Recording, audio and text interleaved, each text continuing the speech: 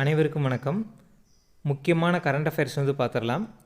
முதல்ல எஸ்ஐஆர் பணிகளில் நாட்டிலேயே அதிகபட்சமாக எந்த மாநிலத்தில் வாக்காளர்களின் பெயர்கள் அதிகமாக நீக்கப்பட்டுள்ளது அப்படின்னு சொல்லி கேட்டாங்கன்னா, உத்தரப்பிரதேச மாநிலத்தில் தான் அதிகமான பெயர்கள் நீக்கப்பட்டிருக்குது. 2,25,00,000 பேர் பார்த்தோம்னா அங்கே நீக்கப்பட்டிருக்கிறாங்க. அதே தமிழ்நாட்டில் எஸ்ஐஆர் பணிகள் அப்படிங்கிறது நவம்பர் 4ஆம் தேதி தொடங்கி நடந்துச்சு.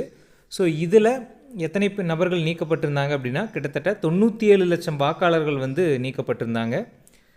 தற்போதைய நிலவரப்படி 12 லட்சம் பேர் மீண்டும் தங்களுடைய பெயர்களை சேர்ப்பதற்கான விண்ணப்பங்களை வழங்கியிருப்பதாக தேர்தல் ஆணையம் தரப்பில் சொல்லியிருக்கிறாங்க.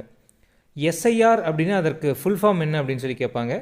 ஸ்பெஷல் இன்டென்சிவ் ரிவிஷன் அப்படிங்கிறது இதற்கான ஃபுல் ஃபார்ம்.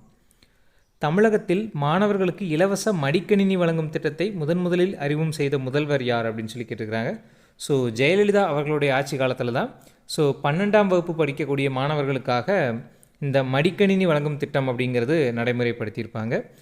தற்போது பார்த்தோம்னா இந்த திட்டம் மீண்டும் தொடங்கியிருக்கிறாங்க. தமிழகத்தில் 2,22,00,000 குடும்ப அட்டைதாரர்களுக்கு பொங்கல் தொகுப்புடன் 3,000 ரூபாய் வழங்கக்கூடிய திட்டம் அப்படிங்கிறது எப்போ தொடங்கி வச்சுருப்பார் அப்படின்னா நம்ம முதல்வர் ஜனவரி 8, 2026 தொடங்கி வச்சுருப்பார். எந்த ஊரில் அப்படின்னா சென்னையில் இருக்கக்கூடிய ஒரு இடத்துல தான் தொடங்கி வச்சுருப்பார்.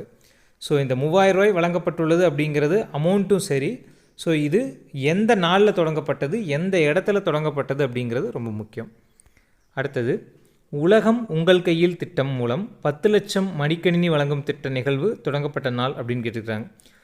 நம்ம மேலேயே பார்த்த மாதிரி உலகம் உங்கள் கையில் அப்படிங்கிற ஒரு திட்டத்தின் மூலமாக மீண்டும் பார்த்தோம்னா மாணவர்களுக்கு மடிக்கணினி வழங்கக்கூடிய திட்டத்தை முதல்வர் தொடங்கி வச்சுருப்பார். எப்போன்னா ஜனவரி 5, 2026 தொடங்கி வச்சுருப்பார். மொத்தம் 20 லட்சம் மாணவர்களுக்கு வழங்கப்படும் சொல்லியிருந்தாங்க. முதல் கட்டமாக 10 லட்சம் மாணவர்களுக்கு இந்த மடிக்கணினி வழங்கும் திட்டம் அப்படிங்கிறது தொடங்கப்பட்டது. திட்டத்துடைய பேர் என்னென்னா உலகம் உங்கள் கையில் அப்படிங்கிற ஒரு திட்டம். அடுத்தது, நாட்டிலேயே முதல் முறையாக ஹைட்ரஜனில் இயங்கும் ரயில் எந்த மாநிலத்தில் அறிமுகம் செய்யப்பட உள்ளது அப்படின்னு கேட்டிருக்கிறாங்க.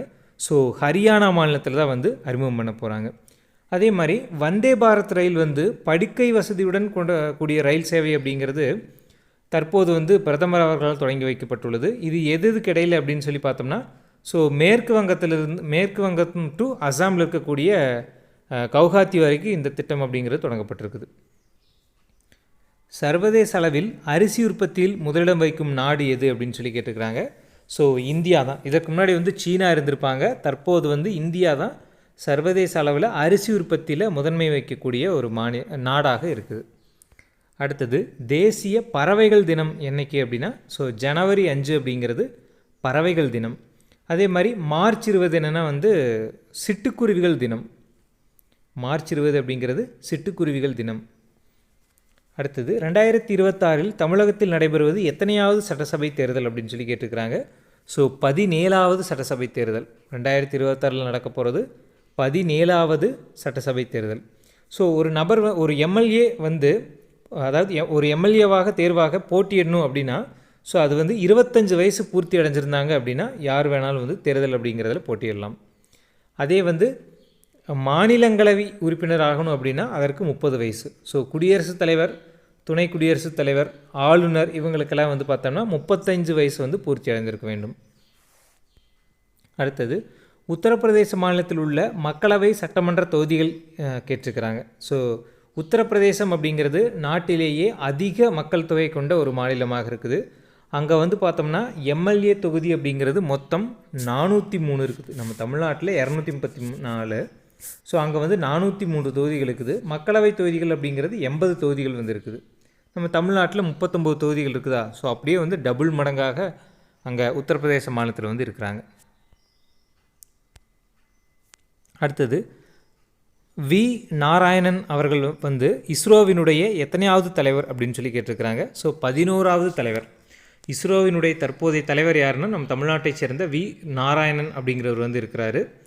இவர் அந்த அமைப்பினுடைய 11ஆவது தலைவராக இருக்கிறார். இந்த இஸ்ரோ பார்த்தோம்னா ஜனவரி 12ஆம் தேதி ஒரு PSLV C62 அப்படிங்கிற ஒரு ராக்கெட் விண்ணில் ஏவிப்பாங்க.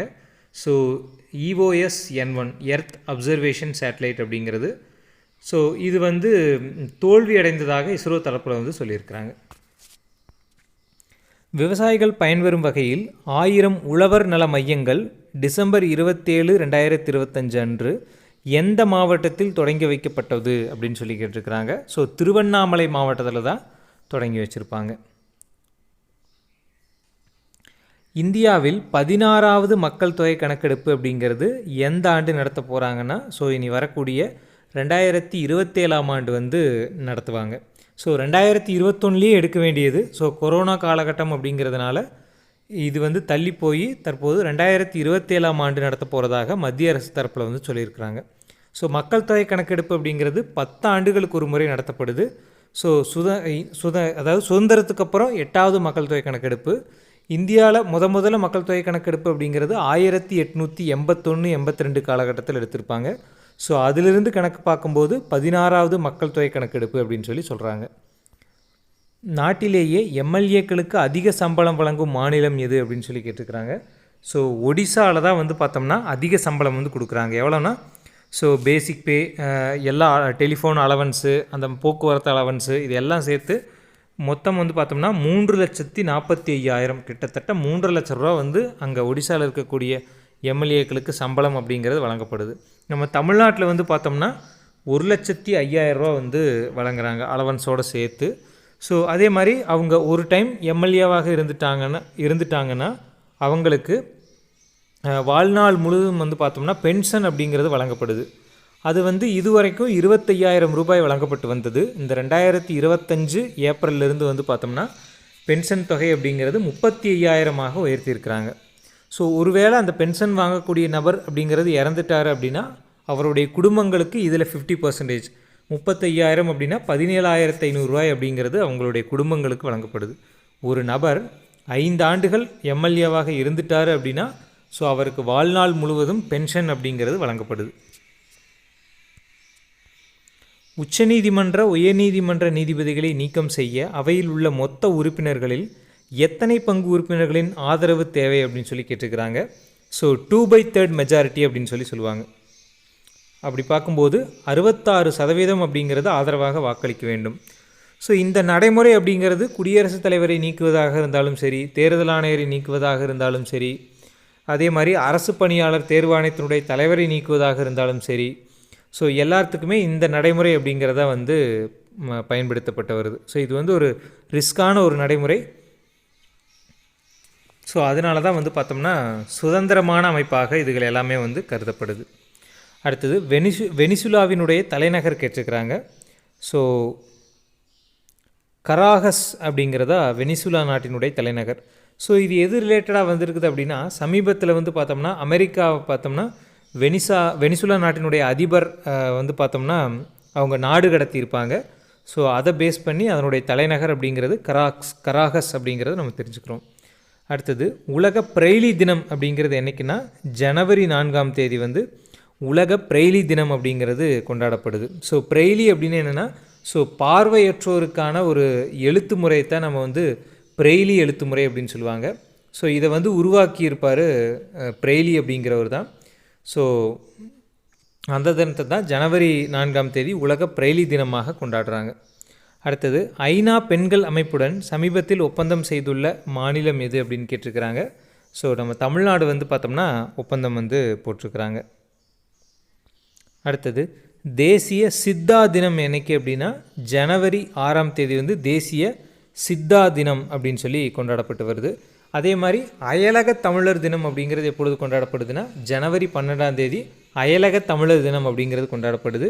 அதே மாதிரி ஜனவரி 9 அப்படிங்கிறது வெளிநாடு வாழ் இந்தியர் தினமாக கொண்டாடப்படுது. இது எதுக்காக இந்த தினம் கொண்டாடப்படுது அப்படின்னா ஜனவரி 9 1915 தான் மகாத்மா காந்தி அவர்கள் தென்னாப்பிரிக்காவிலிருந்து இந்தியா வந்து வந்திருப்பார். ஸோ அந்த தினத்தை தான் வெளிநாடு வாழ் இந்தியர் தினமாக ஒவ்வொரு ஆண்டுமே வந்து கொண்டாடிட்டு வர்றோம். கர்நாடக மாநிலத்தில் நீண்ட நாள் முதல்வராக பணிபுரிந்தவர் அப்படிங்கிற ஒரு சாதனை படைச்சிருப்பார் தற்போதைய முதல்வரான சித்தராமையா அவர்கள். So thank you.